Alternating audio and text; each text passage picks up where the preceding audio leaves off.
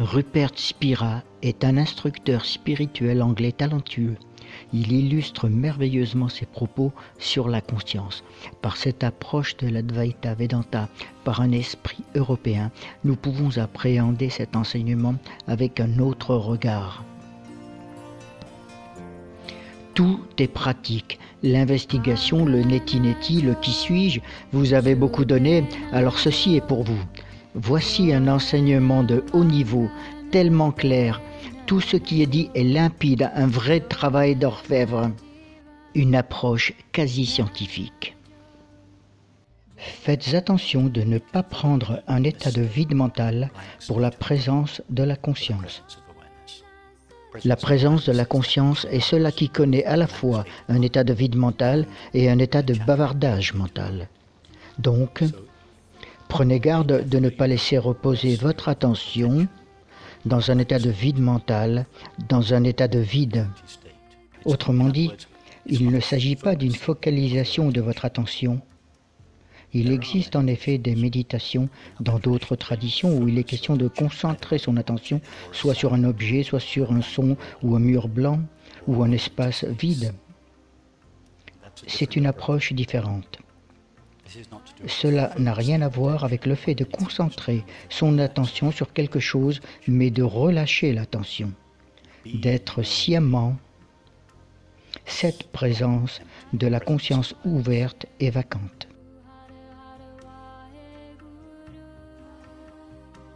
Il s'agit d'une défocalisation ou d'un fléchissement de la concentration.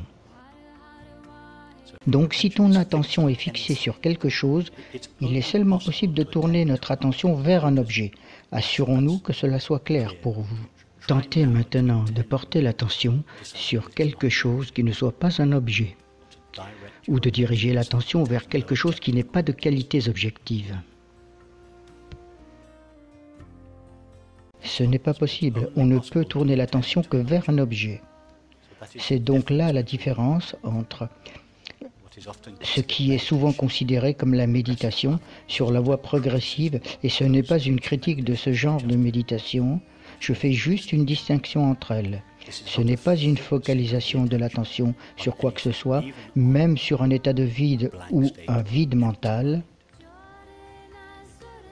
C'est un repos ou un repli de l'attention dans sa source. C'est demeurer sciemment en tant que la présence de la conscience. Ce n'est pas quelque chose que l'on peut faire avec le mental. Nous n'avons pas besoin de le faire, nous sommes déjà cela qui est conscient de notre expérience. En fait, cette méditation est la seule méditation qui existe, qui ne demande aucun effort. Tourner son attention vers un objet requiert un effort subtil. Et dans cette approche de la méditation, il s'agit de relâcher cet effort. Mais vous cherchez avec votre attention, vous essayez de trouver quelque chose dans votre expérience qui remonte plus loin que la conscience. Vous ne pourrez jamais le trouver. Oui, vous avez dit quelque chose dans votre question. Je voulais trouver quelque chose qui remonte plus loin. Ne cherchez pas la présence de la conscience avec votre attention. L'attention ne peut être dirigée que loin de la conscience, vers un objet. Et c'est le but de l'attention. Lorsque la conscience veut connaître autre chose qu'elle-même, elle surgit sous la forme de l'attention et se dirige vers un objet.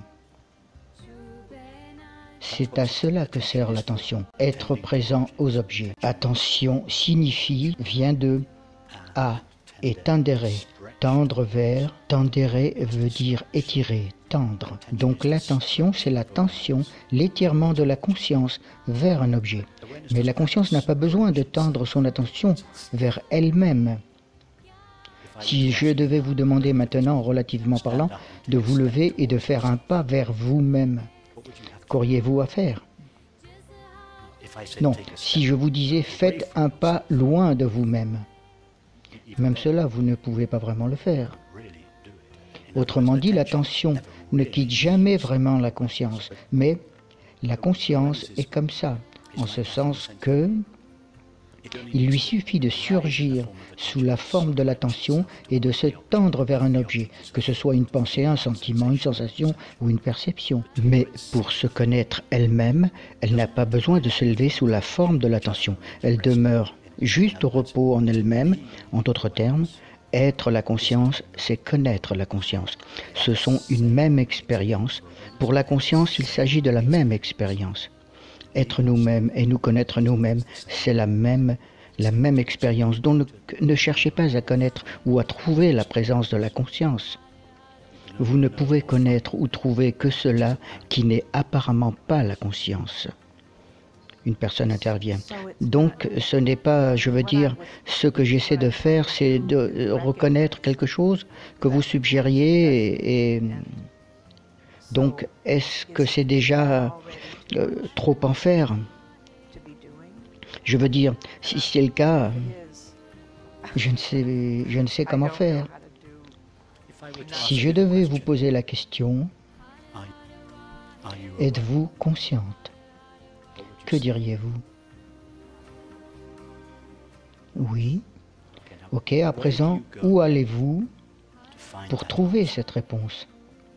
Vous allez à une expérience, n'est-ce pas? L'expérience d'être consciente. Maintenant, je vais vous poser à nouveau la question, êtes-vous consciente? Mais cette fois-ci, ne répondez pas avec des mots. Permettez à la question de vous emmener à l'expérience d'être consciente et restez-y.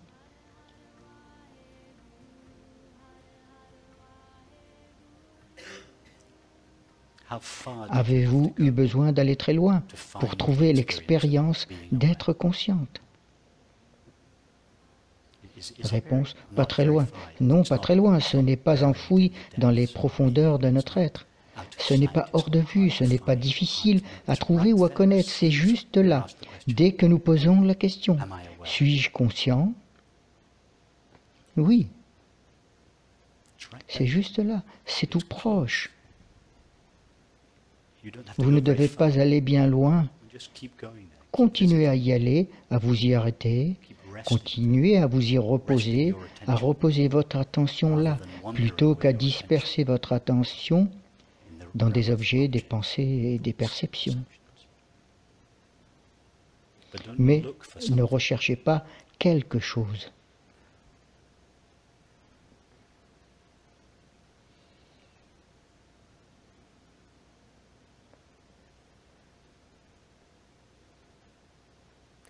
Pensez à...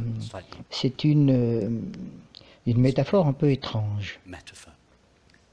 Mais pensez à la conscience comme à une maladie que vous ne pouvez connaître que par ses symptômes. Vous ne pouvez pas en fait connaître la maladie elle-même. La question, mais alors quels sont les symptômes de la conscience? La paix et le bonheur. Ah d'accord. Quelqu'un, un ami à moi, un ami soufi, est allé il y a quelques années voir un maître soufi à Londres dont le nom est Irene Tweedy. Elle est décédée il y a quelques années. Certains d'entre vous doivent la connaître. Lors de sa première rencontre avec elle, il lui a demandé « Que puis-je attendre de nos entrevues ?» À quoi puis-je m'attendre en restant auprès de vous? Et elle a répondu « Je vous contaminerai avec mon bonheur. » C'est une sorte d'infection. On ne peut pas la voir, on ne sait pas quand on a été infecté, mais on en voit les symptômes. Les symptômes ne sont pas la chose elle-même. Ils correspondent à la manière dont elle se répercute dans le corps et dans le mental. Donc, ne recherchez pas une expérience.